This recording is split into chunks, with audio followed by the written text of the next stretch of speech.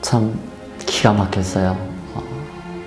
무슨 말을 해야 할지도 모르겠고 너무나도 마음이 무겁고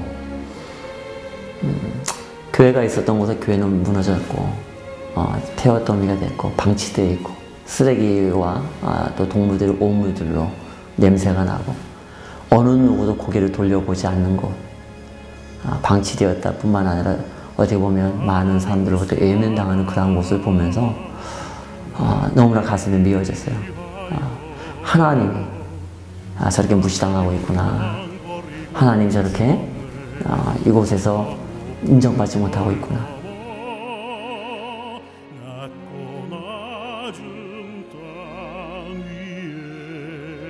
그때 당시에는 이제 처음에 제가 문을 열고 들어갔는데 아무도 안 계시고 목사님이랑 사모님이랑 두 분만 계시는 거예요. 그래서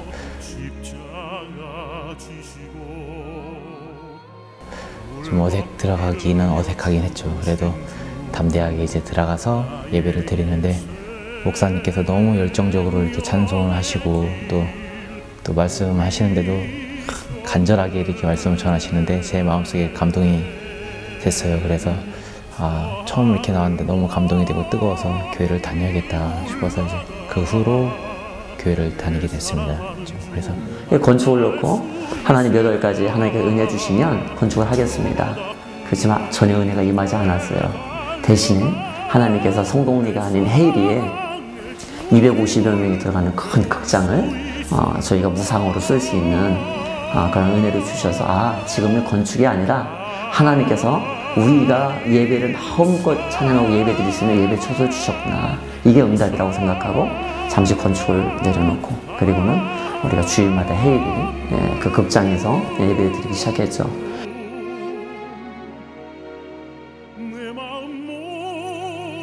처음에는 우리 가족 그리고 한 명의 성도가 가고 한두 명이 이제 이렇게 지속적으로 왔었는데 그곳에서 하나님께서 우리에게 은혜 주셔서 정말 젊은이들이 예배에 오게 되고 또 한 가정 두 가정 오게 됐고요.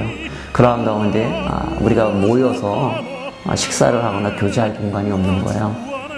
기도하는 가운데 하나님 앞에 가서 엎드려 기도하는데 우리에게도 건물이 있었으면 좋겠다. 이 폐허더미 컨테이너 하나라도 놓았으면 좋겠다. 아니면 조그마한 월세에 방 하나를 얻어서 거기서 모임과 교제를 갖고 또 제가 또 사역 준비를 할 수 있는 공간이 있었으면 좋겠다. 그런데 재정적인 부분이 또 안 되는 거예요. 고민하다가 안 되는구나. 그리고 소원을 가졌다가 안 되는 상황 속에서 하나님께서 저의 머리를 탁 치셨어요. 나는 안 되는구나. 하지만 하나님은 하실 수 있잖아. 왜 내가 하려고 그랬지? 내가 이곳에 목회하러 처음 왔을 때도 나는 할 수 없지만 하나님이 다 하신다라고 하는 그런 말씀도 왔는데 그렇구나. 나는 당연히 안 되지. 우리는 당연히 하나님의 교회를 건축할 수 없지. 그래. 하나님은 하실 수 있지. 그래. 왜 내가 하려고 했지? 그래서 기도원에서 짐을 바로 싸가지고 문을 탁 닫고 나왔어요. 그리고 집에 와서 아내에게 여보, 교회 건축하기로 했어. 왜냐면 나는 할 수 없기 때문에 우리들은 교회를 건축할 수 없기 때문에 교회 건축할 거야. 동네 주민들이 말씀하시기를 이곳은 교회가 세워질 수 없다. 그리고 건축 또한 마을 입구를 막고 있는 2.3m 정도의 그 봉이 있습니다. 그 봉을 들어올 수가 없기 때문에 이곳은 새롭게 건물을 지을 수 없다. 그래서 동네 주민들이 이제 이곳은 절대 할 수가 없는 곳인데 어떻게 이게 젊은 목사님이 오셔갖고 하겠냐 이렇게 말씀하셨는데 할 수 있는 길을 찾아볼 건 다 찾아보고 그리고 사람들과 동네 마을 분들과 관계 맺으면서 길을 열 수 있는 방법을 다 찾고 그리고 열심히 부르시고 그런 가운데 아무리 노력해도 길이 열릴 수 없는 상황이에요. 이 마을은. 마을 분들이 우리에게 미안해하고 길을 열어주고 싶지만 안 된다는 사정을 이야기하는 거예요. 3개월 정도로 그렇게 했는데 길이 열릴 방법이 없는 거예요. 나중에는 하나님 끝났습니다. 보십시오. 하나님 우리가 기도하고 그렇게 찾아가서 했지만 길이 열리지 않습니다. 하나님 끝났습니다. 하나님 어떻게 합니까? 그랬는데 그때 하나님께서 길을 열어주셨어요. 그날 산으로 넘어오는 길이 있다는 것. 그런데 그것은 다른 사람의 공장 마당을 지나오는 거였어요. 그런데 정말 그날 하나님께서 은혜 주셔서 그 공장 주인이 목사님 교회 지르면 그냥 다니라고 얼마든지 다니라고 괜찮다고 자기는 그래서 길이 준비가 되었어요.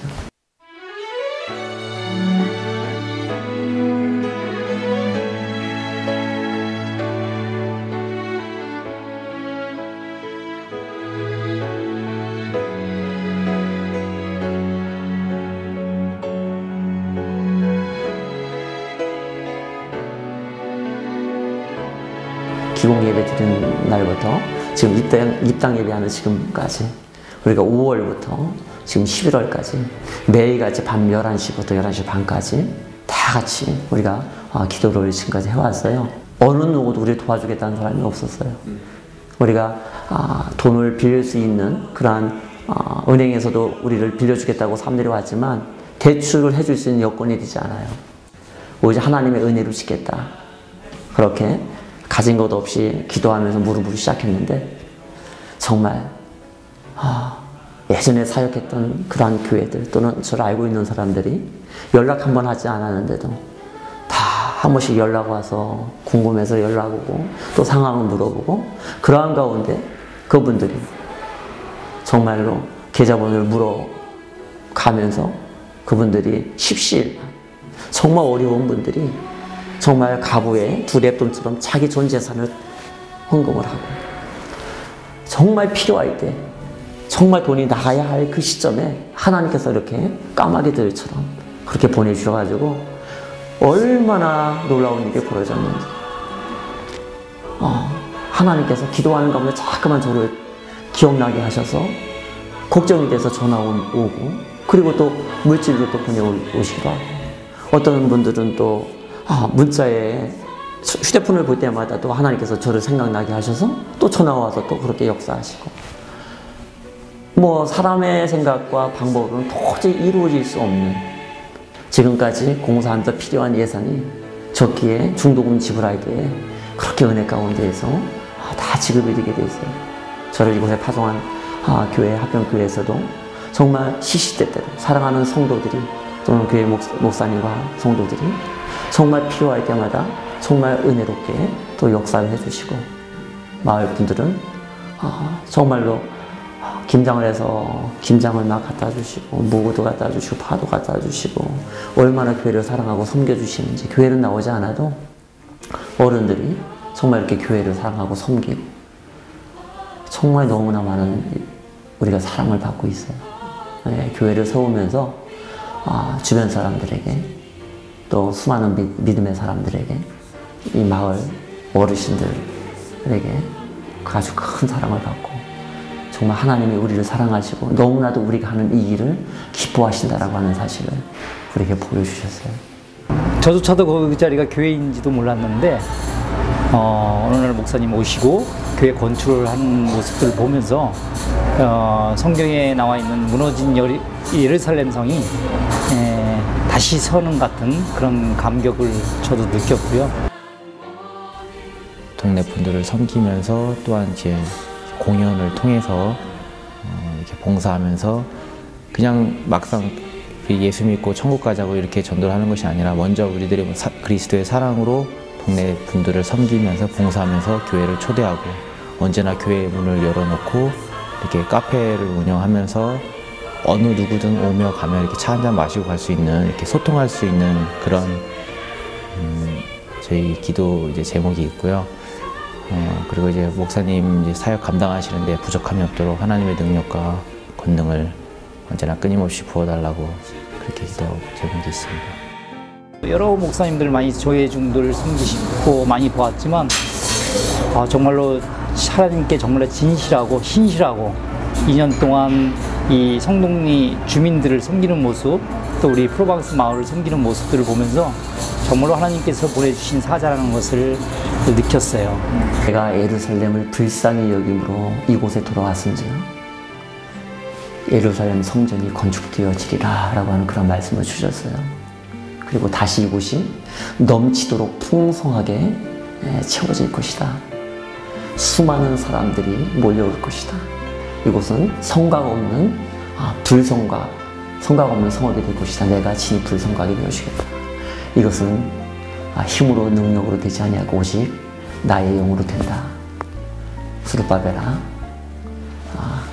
큰 산이 무엇이냐? 내 앞에서 평지가 되리라.